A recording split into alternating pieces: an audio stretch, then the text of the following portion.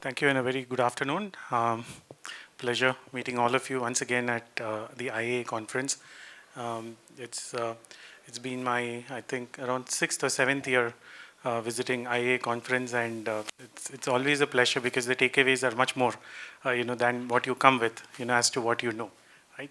And thanks for the kind introduction. Um, I would just like to start with a quick story that we had seen in a movie.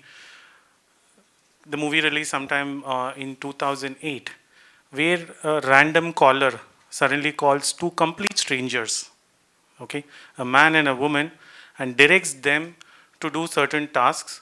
If not, then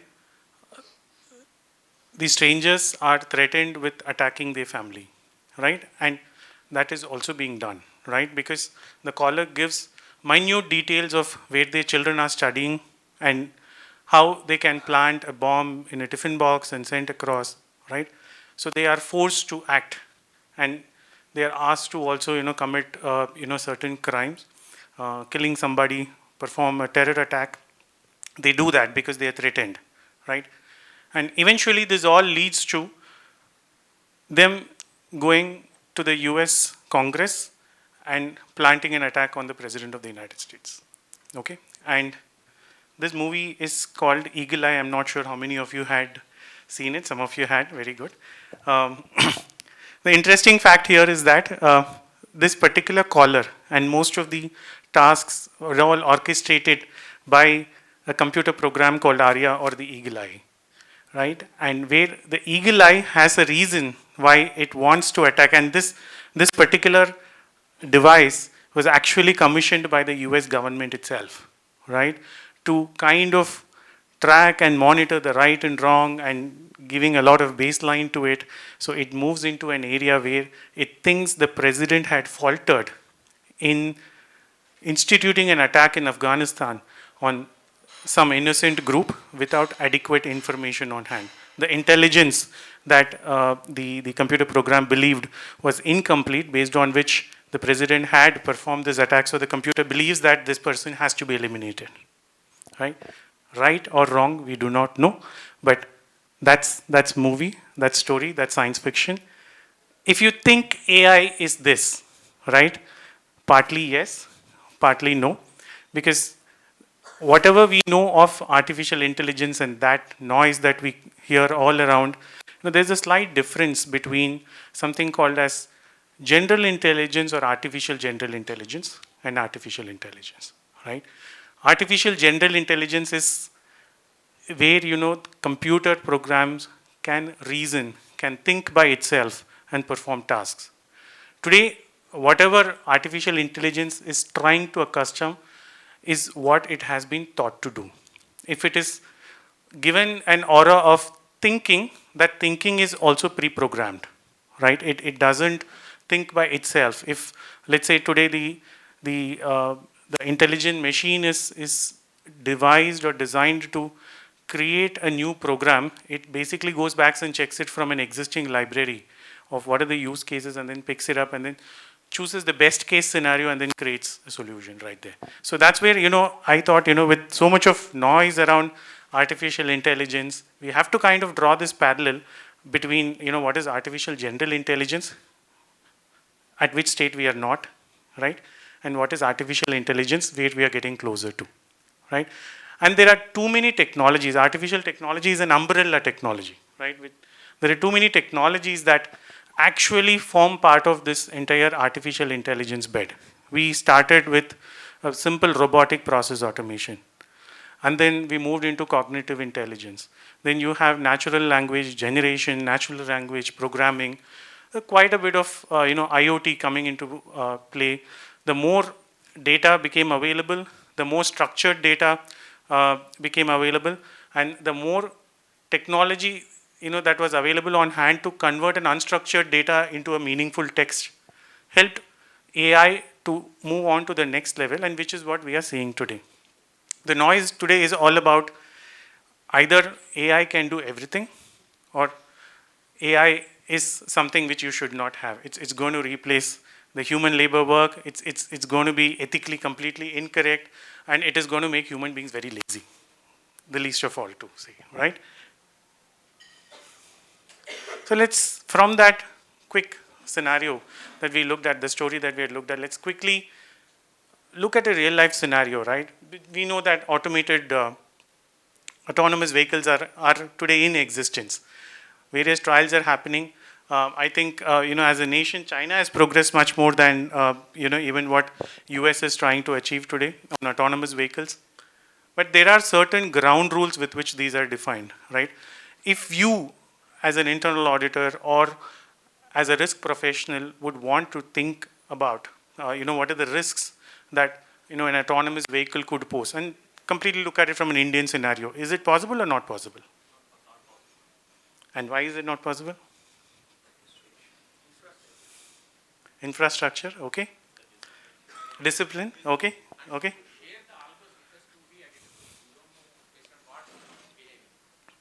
Based on what the systems are behaving.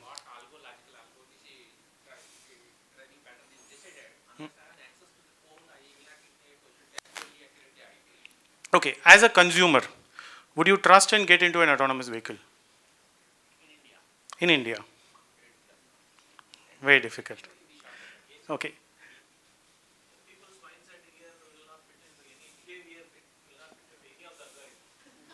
Very good. Okay. So basically, an AI model or a use case in India for autonomous driving, you believe, is near impractical to even look at, right? Okay, fine. But as a consumer, let's say, sorry, sir.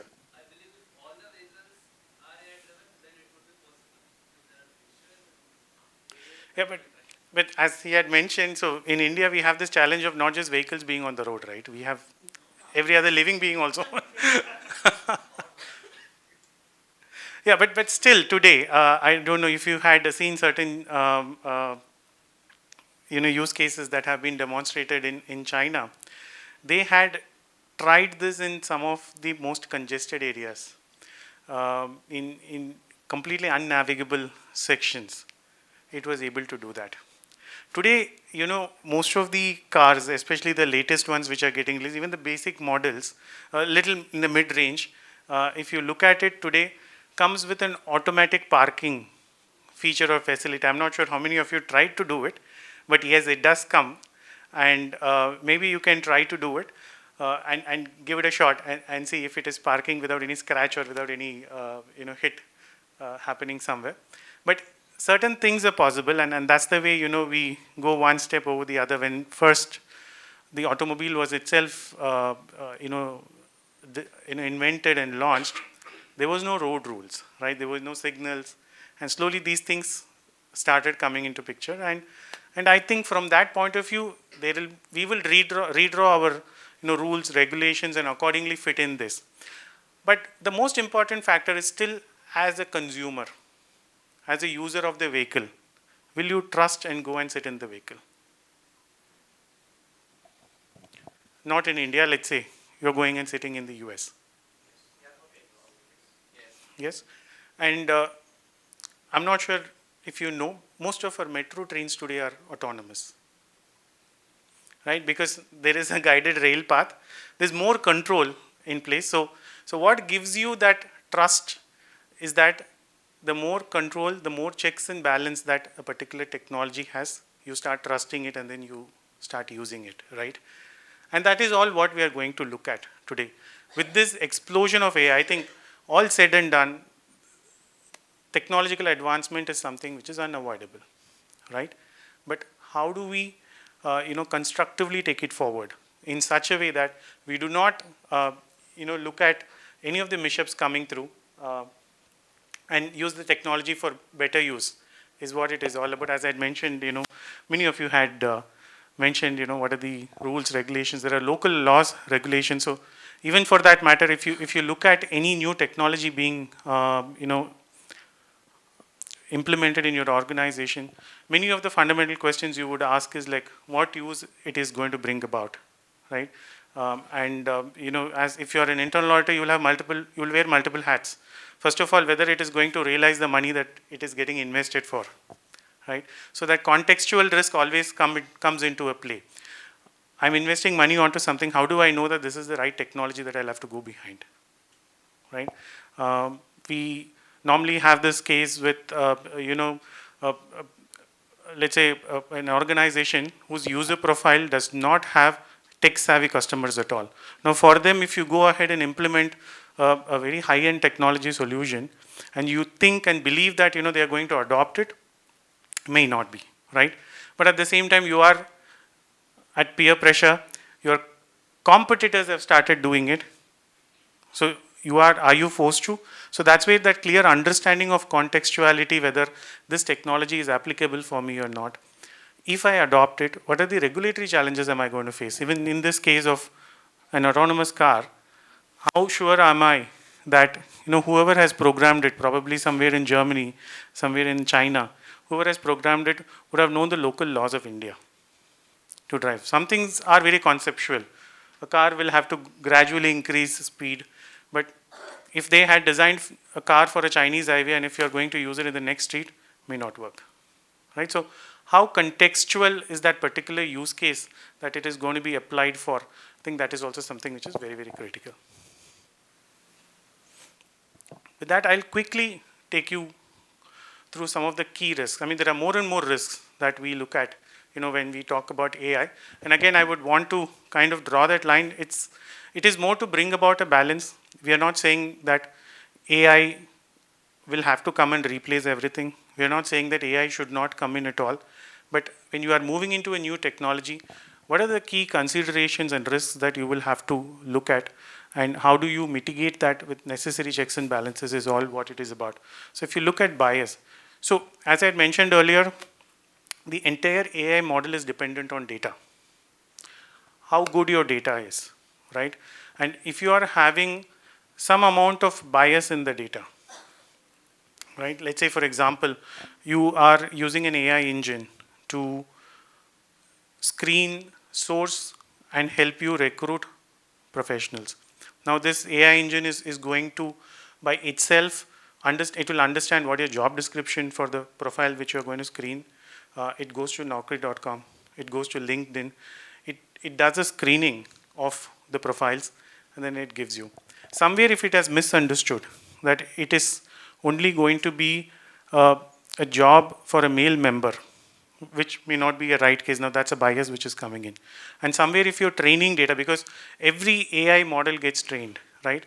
Now for the purposes of training, if you have not given a diverse set of data so that multiple scenarios can be built in, but you have given only a set of screening information, the raw data is all about male members. Tomorrow when it goes into real life, it will only pick male members and there is a bias which is coming through. Here the bias is not about it's whether it's a male or a female, but then the way you have trained the system, right? So from that point of view, how is my training coming through? Hallucination. Today, many of the chatbots today has moved to chatbot. It was typically an RPA bot, right? Which will go based on the question that you are fed in, it will go search for the relevant information and give you some feedback, right? Now, this has become with generative AI much more, customizable. You need not go and feed in the granular level of rules today, right? A basic generative AI can, built on top of a chatbot, can do wonders. But again, the responses that it gives, how much of it is factually correct? Or is it again with some bias trying to think through based on the past responses that it had given from similar set of customers that this one also will have to be the same response, right? That's where that hallucination problem comes in. The most important one, privacy violation. I'm not sure today many of you must be getting a lot of these marketing calls. Today many of it is all robocalls, ghost calls, right? We go sign up somewhere, the computer identifies that there is a pattern and then you might buy a particular product that is of interest for the company for you to be sold. Now it makes a robocall without even understanding whether you have given any consent to have that call or to make that call in the first place, right? And therefore some amount of data where certain privacy restrictions will have to be applied has not been applied and therefore that has been violated. ethical use, for what purpose and for what reasoning that particular information is being used, right? And I'm just extending from a PII information in the earlier scenario to a PHI information. Imagine somebody, you are going to a pharmacy, buying some medicines for a particular ailment. The computer starts tracking it. Somewhere somebody passes on the information, and then it starts, bombarding you with a lot of medical solutions around it, which you may not even want, right? And that's again not just your privacy, but then ethically something that may not be right to do. Malicious intent again. Somebody is injecting in the program itself a malicious code, that kind of performs certain contrary or other information, gets information from the user without even their knowledge, gets into your environment and starts tracking. There was this famous case in the US where, Amazon had tied up with an insurance company, right? That insurance company was selling dental insurance. Normally, the health insurance doesn't cover dental, but if dental gets covered, there are certain parameters that they use to evaluate, right? So what it was basically doing was like this was an electric toothbrush, right? It basically captures data based on your brushing pattern, the time at which you brush, the number of times that you brush, the number of time that you spend brushing, right? And it feeds into the insurance company, so they determine what should be your ideal insurance premium and what is the probable or the possible chances that you can come for a claim. But whether is the customer aware of it, right? And this must have all happened not at the time of even the sale of that particular device. The device would have been sold. Somebody must have thought an additional use case. Okay, this can also be used for the additional information that is being sourced for, right? And that's the reason many a times we go and sign up for an app. We don't even know what information that app is going to use or take from your device, right? So therefore, that malicious intent is always a scenario that somebody will have to think through as a risk when they are looking at how AI gets deployed. IP infringement again. Today we are seeing a lot of scenarios where AI composes its own music. AI starts painting. Let us say Picasso has done an incomplete painting, right? And it goes ahead and then completes that painting, right? Whether Picasso gave any authority for somebody to use his painting and come to music, it's literally as long as the composer is alive, if AI, let's say for example, tomorrow comes back and says I can compose like Ilayaraja and then uses his tunes and then kind of synthesizes and modulates it to a different one, that's IP infringement. But how is that particular organization which is defining that solution, understanding whether there is, what are the lines to be drawn beyond which, there is going to be some legal issue, there is going to be some regulatory issue. So these are some of the key, risks that an organization, as an organization, not just as an user, but as an organization, one would have to think through before even going into this path of, AI. But having said that, again, I'll draw that line. Today it is unavoidable. It is how well and how effectively we use, remove all the biases, remove all the risks, or to a certain extent mitigate all the risks that the particular technology poses. You can build trust on, right? And which is what we are also going to now move into, right?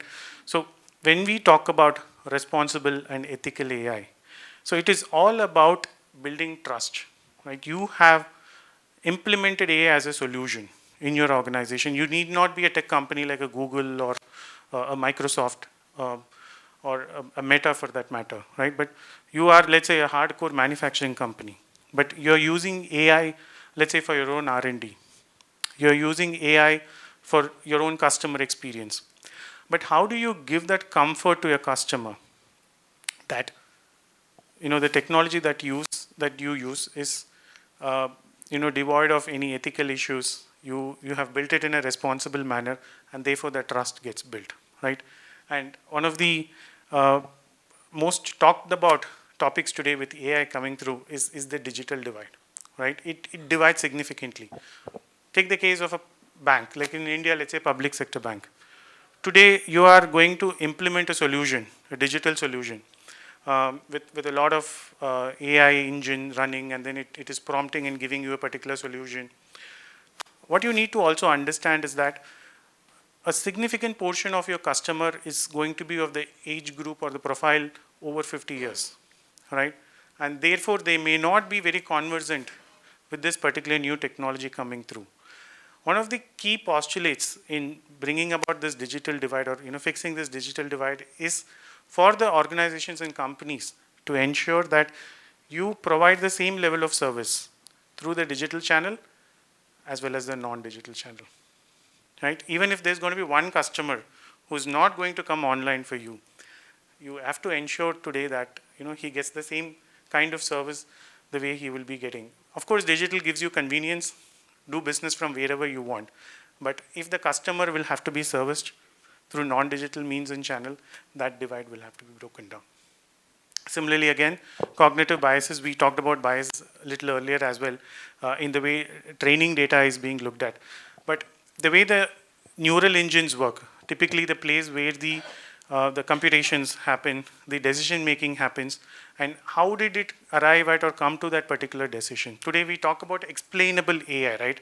Whatever the solution has given as an outcome or an output will have to be explainable, right? You can't tomorrow, let's say, even if an auditor is going to come and ask a particular accounting estimate has been arrived at. How did you arrive at it? You can't say that the computer has performed that particular transaction and we do not know.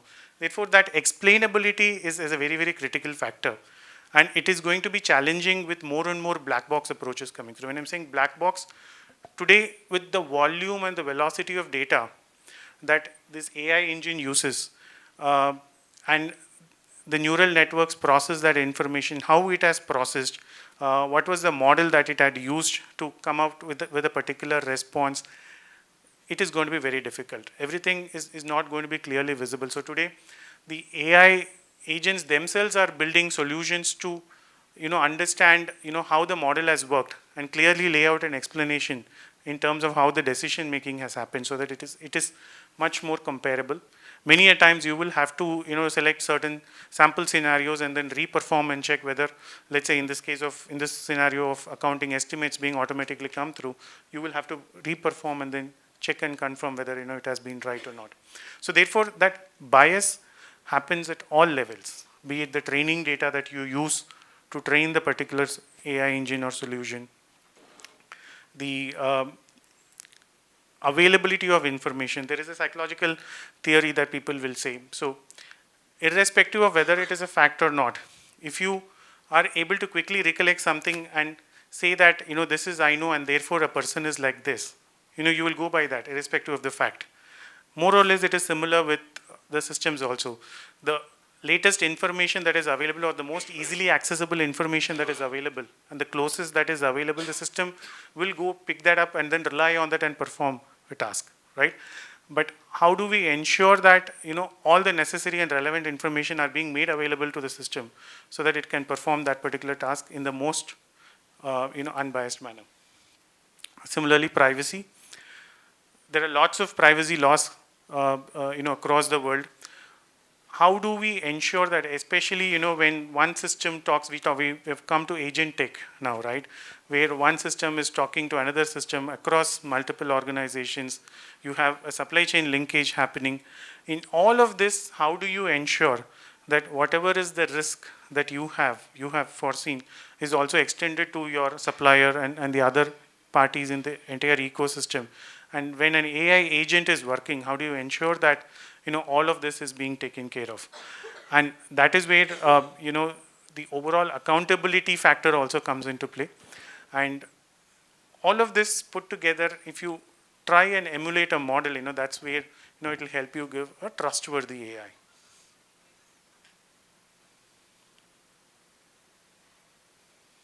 I think we quickly pondered through many of these as well.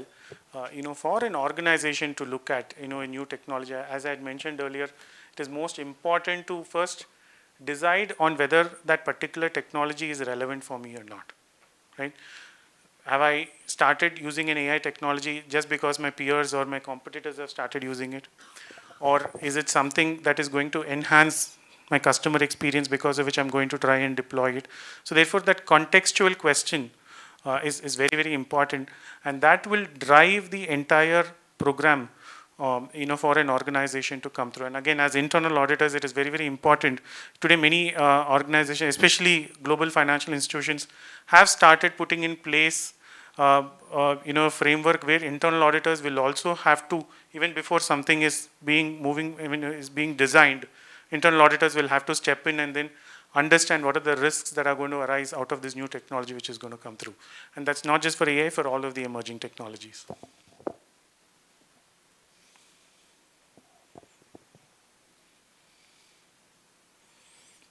And like any other organizational risk management framework, when you move into a responsible ethical AI, the first step is to define and create a framework for what it is that you are going to develop as an organized. And this you should any which way be having it for your own current system development also. But then from an AI point of view, there has to be a clear definition of framework that will have to come through. And based on that framework, define processes. When I'm saying processes, there are certain nuances with regards to AI development. The data that you're going to supply for the engine, the outcome that you are going to expect, who is going to validate, how the user acceptance testing will have to come through. Today, they use AI even for testing, user acceptance testing also. Then if you are going to deploy another solution to verify the way this particular solution has been developed, how effective that solution is, and most of it is actually going to be taken from outside the organization. How are you going to evaluate those vendors? How are you going to evaluate those products? How do you know that this particular solution is going to be the best fit for you? All of that is very, very important, right? And just if you would want to put down an AI policy in an organization, it starts with defining what AI means to you and where is going to be the use of application for you, and how are you going to determine what are the risks that will arise based on the use of this particular technology. Then from a software development lifecycle point of view, what is the methodology that you are going to use? Again, as I had mentioned, a significant portion of this is going to be developed or plugged in by an independent third party. How are you going to evaluate that third party? What are the checks and balances that you're going to have over there? How are you going to measure your risk, right? One is that you know that at a high level, these are going to be my risks, but how are you going to measure your risk? How do you know that that particular risk had actually materialized or not? All of that you're going to very clearly define. And most importantly, depending on which industry you are, what is the regulatory alignment that you will have to have, right?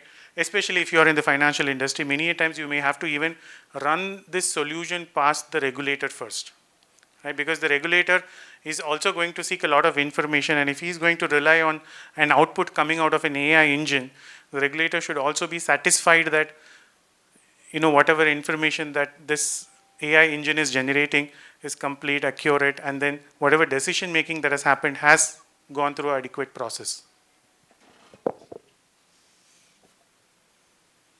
Just a quick snapshot in terms of where we are globally on AI related governance. And not far from before, let's say 7 years, 8 years ago, we knew this is going to come, but there wasn't a framework. And then again, if you look at it, many countries are individually developing their own guidelines and framework. While there is an NIST, or it started with the European Union first framing certain rules in terms of how we are going to govern what you're going to develop, and especially when it comes to public use. Let's say your chat GPT or any other public use AI is coming through, how is privacy being taken care of, what kind of data is being collected, how it is stored, shared. But beyond that, there's a lot of ill use that has also come to notice, right? Because today if you look at social media, much of it is also manipulative, right? And most of these manipulations, if you look at, is also not by an individual, but actually by certain algorithms which have already been built in, right? That's also mostly AI.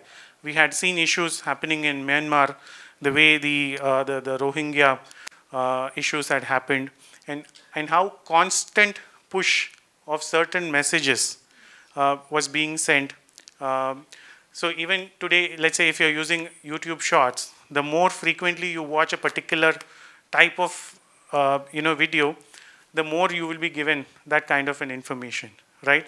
So how does the computer decide that this is what will have to be fed in? And today, large organizations like Meta or Google or even Microsoft have put in place certain checks and balances. Humans who will actually monitor.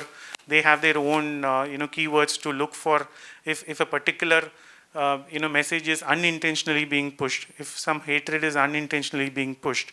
But again, it's a real threat that is there, right? And therefore, that is what had forced, and not mostly business use, but because of public use, many countries moved in to regulate AI. Now, even today, as we are talking, the Indian government is having a tussle with X or the X Twitter on the way certain information was used and certain information feeds are being pushed to users, right? So that was the cornerstone for, or the foundation for coming up with these act. But what is most important is that many people agree that uh, there's no international collaboration around this, right? Because the moment it comes to data, the moment you start putting it onto public internet, your data is public and it's shared across, right? So there has to be a concerted global collaboration in the way these frameworks will have to work. As much as you will say that there is going to be localization of data, there's going to be much more control in the data that you are going to contain within the Indian jurisdiction or any other jurisdiction for that matter. There is still information available publicly, right?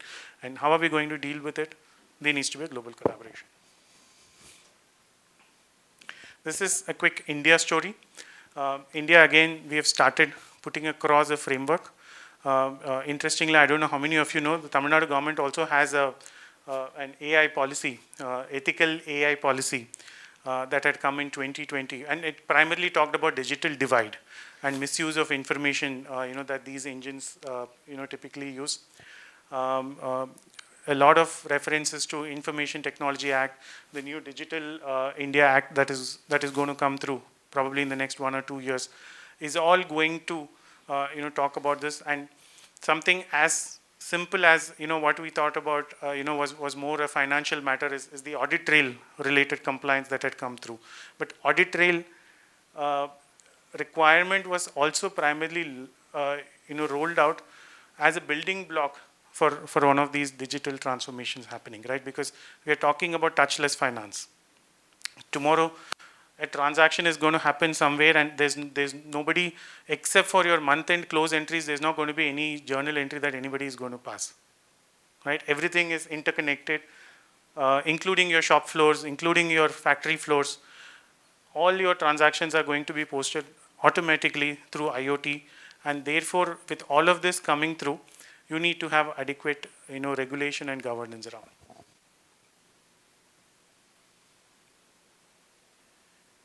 Okay, this is going to be my final slide.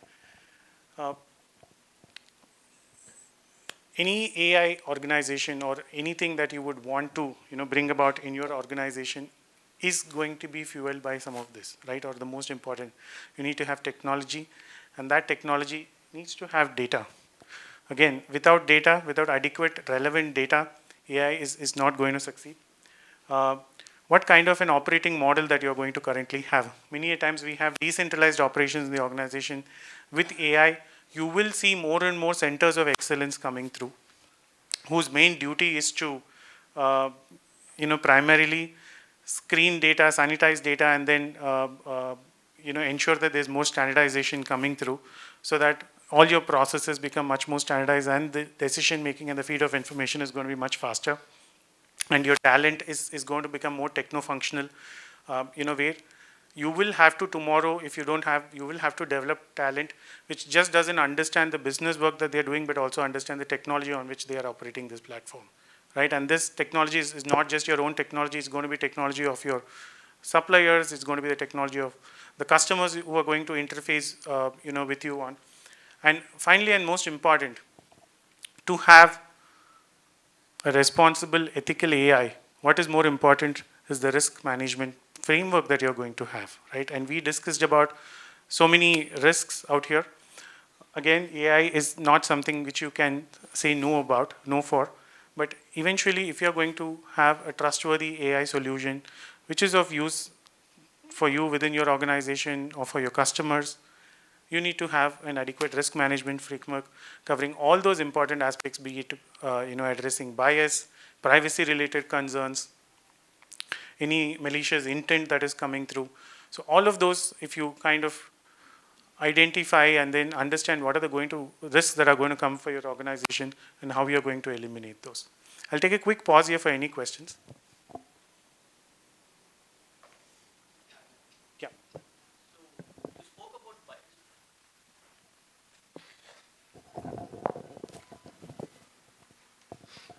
Hi Arjun. So you spoke about bias in the earlier slides, right?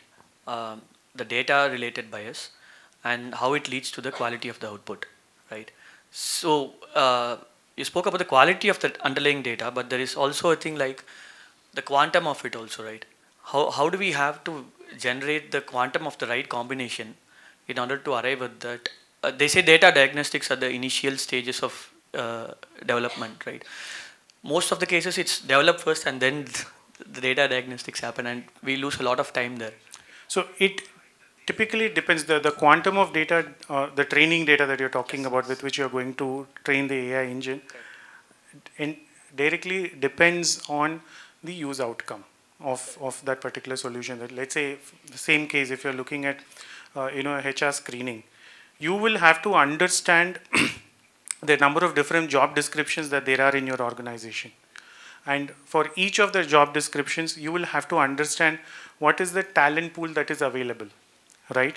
What is your typical reach out? It will either be a Naukri.com or a LinkedIn, or you appoint a vendor or a manpower consultant from whom you pick up and you screen the information, right? So you will have to understand that data universe first to determine what is going to be my training data. It is not like an audit where, for the purposes of training, I will only use, let's say, 10% of what I'm intending to do. If you have all the data, you can use all of the data also. Because with AI, the speed and the velocity at which it is going to work, it has to work for the same amount, right? So you can use all of the data. Let's say at any point in time, today Naukri has 10,000 matching profiles for the certain job description related keywords. You can train it with all of that data also. So it directly depends on what particular use case that you are going to train it for. And no, I meant the availability of such data. If you don't have so much of data to train it, so there could be bias like false positives and things coming out of it, right? True. So again, you will have to understand in the final outcome, where is this going to source that data from, right? So that is, and that's what I had said. So unless you have enough data with you, AI is not going to be of great use for you, because you as an individual yourself can determine. If you only have 10 profiles to screen, you can do it in 5 minutes and then determine, right? This typically helps you, where there's going to be huge volume of data that is going to come through and then more complex tasks, and that is where it is going to help you. But again, if Naukri.com or a LinkedIn is going to be its first touch point, you can train it with the same Naukri.com and then run and see how it is working. Yeah, sorry. Sir, now we are talking about AI as a separate subject. In my personal perspective, in years coming down, it will so much penetrate into our life that we will not be able to differentiate what is AI and what is other than AI.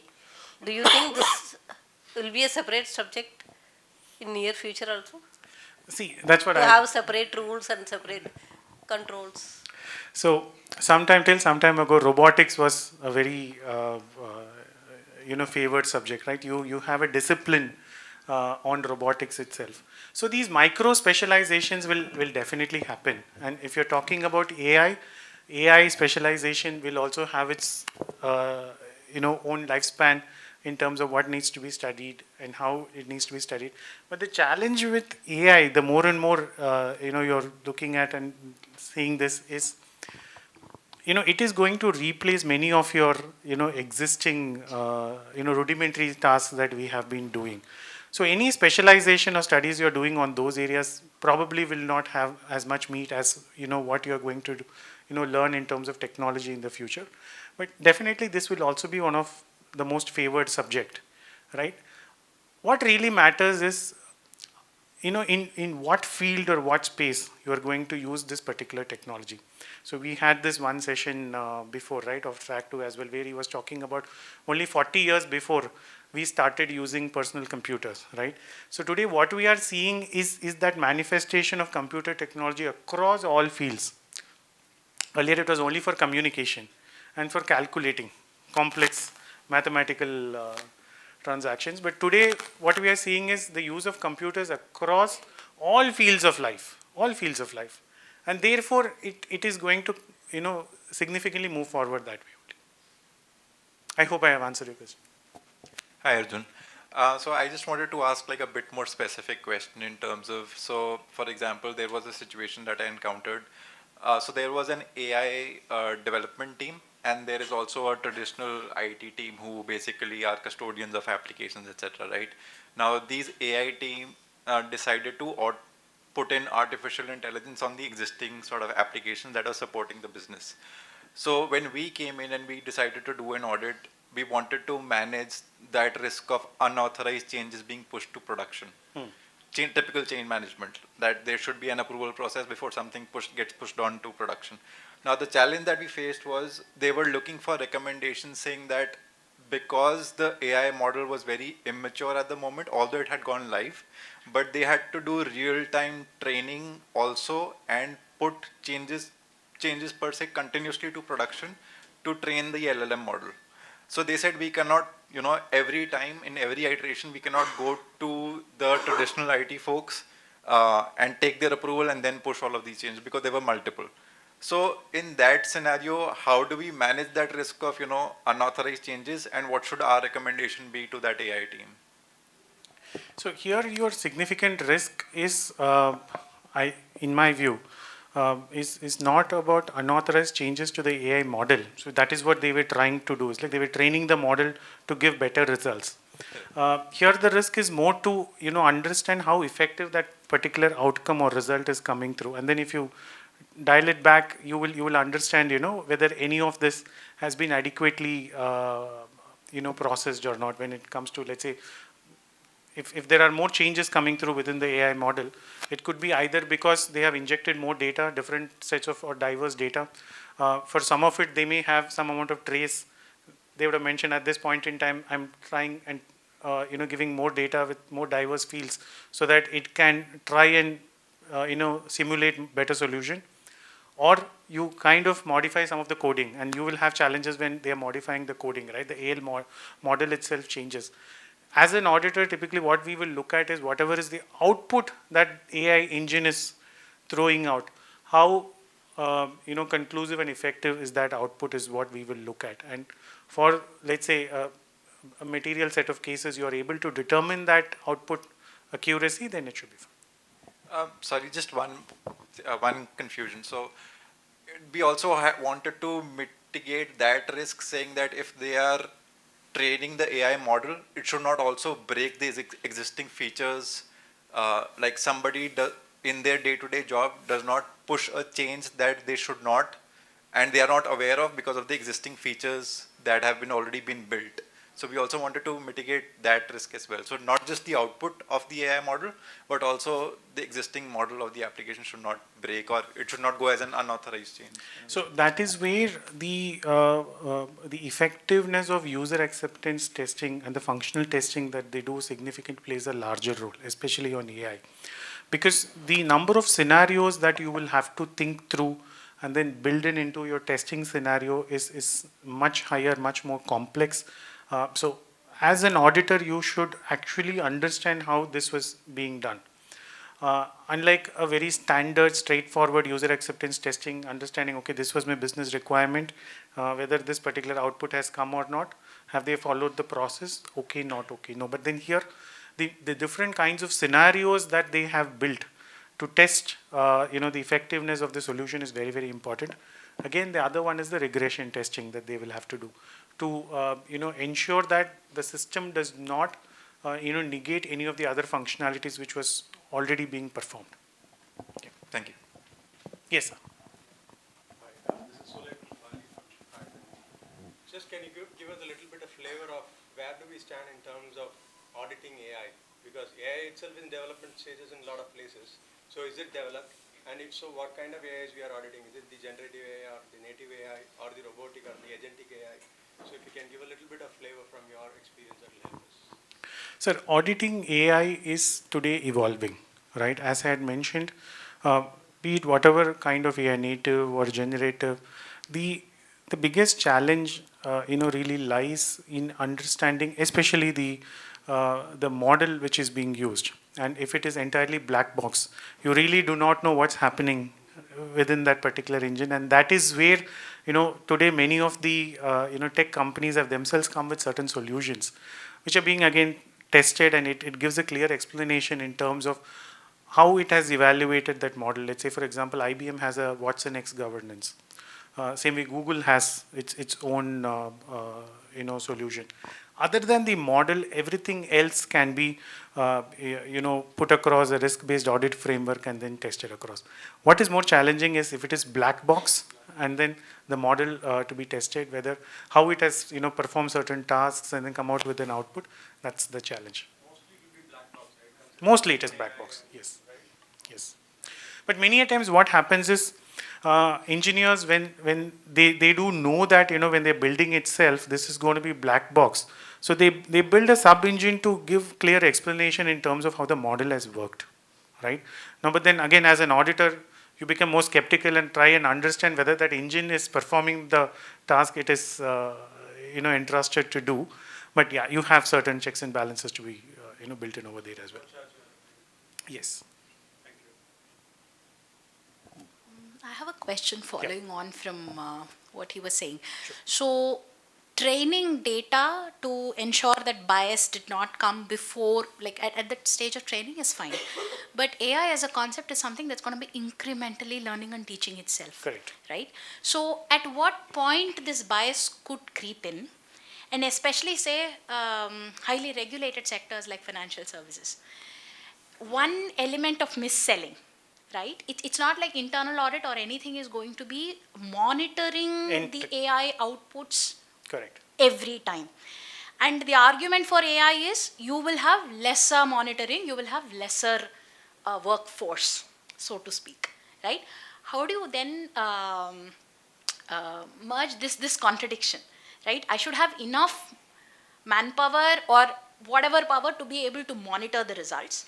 But even a single act of mis-selling or a single act of, say, misprescription in pharmacy, etc., can lead to huge regulatory and reputational losses. So how are we going to kind of merge this conundrum? Very good question. So I will take, you talked about pharmacy, I will take a classic, financial services example only. So today models are trained to do KYC, right? So if you would want to open an account with a bank today, a lot of these neo banks coming in, you just scan your eligible ID proof. Let us say it is a PAN card. Now, with its pixelization and the respective neural network, it kind of breaks down that PAN card and determines first whether it is a PAN card or not, and tells whether it belongs to the person for whom the application has been received. Also, whether this PAN card is genuine or not, right? Now, you have so many other identification proofs. What is the chance that it by mistake reads an Aadhaar card as a PAN card, right? It could be that at the time of testing, at the time of creating these scenarios, it would have performed well. But as she had explained, somewhere during this one, because of we have the government also telling us to seed this information to A, to B, to C. Let's say if the look and feel of that identity proof in itself going to change. So the first time it's going to identify, it's going to tell that, okay, this is not a PAN card, this is not what I have known, as a PAN card. it's going to reject that, and then there's going to be a queue system where somebody is going to independently verify and tell them, no, this is going to be. So there is, an on-the-job machine learning which is being done. But at the same time, at the time of that on-the-job machine learning, if somebody has not applied the same principles they had at the time of testing, there is every possibility that the outcome is not going to be the same as what you had before. So with all these constraints in place, there needs to be continuous monitoring, but at the same time, it is not going to be at the same level, that you had earlier, right? And that's what, we are also discussing with the regulators multiple times. So, people in financial services might know. So they do something called as concurrent audit. If, if it is going to be so, highly controlled, then do we even need a concurrent audit? Because it's essentially the system which is doing all the job, and therefore most of your risks of collusion or somebody favoring is all getting eliminated at your design itself. What is possible is that somebody injecting a malicious code and then trying to, for which you have other controls and checks and balances in place. So again, it's a growing debate, but it will significantly change. But with more and more machine learning coming, it can bias. It can bias the data. Yes. Yeah. Yes, sir. You said in this example itself, Hmm. so some tools like some models can tell whether the PAN card is genuine or not. What are the tools in the market? Is there any tool like that which can say, like, for example, PAN card is mine. Somebody is manipulating the photo in that is forging the PAN card application and putting someone else's photo and applying the loan.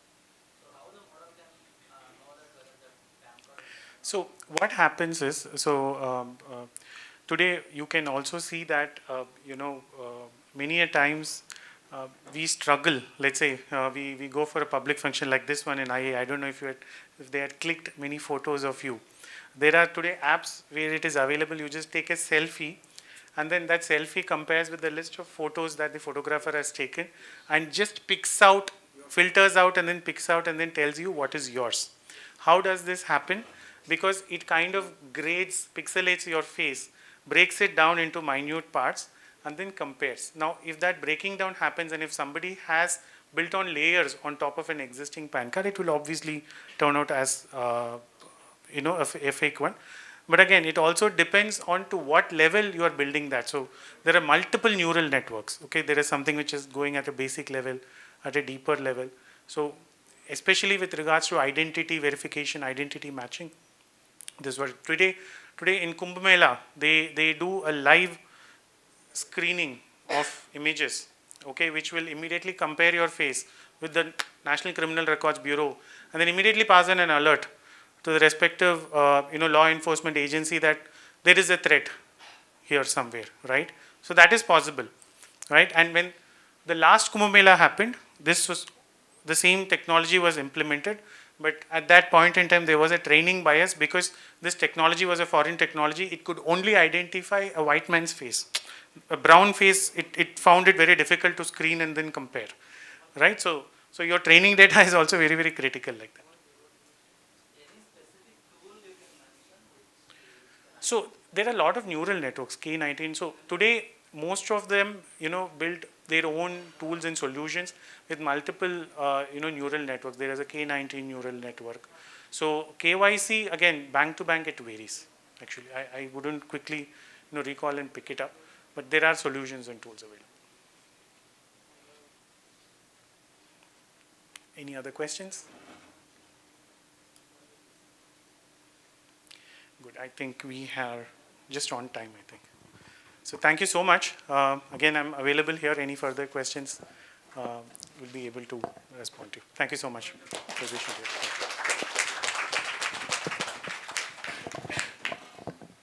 Thanks a lot, sir. Thanks a lot for wonderfully explaining the concept of AI and artificial general intelligence, the risks posed, the contextual relevance of AI, the robust strategy that needs to be put in place, and the relevance of audit trail.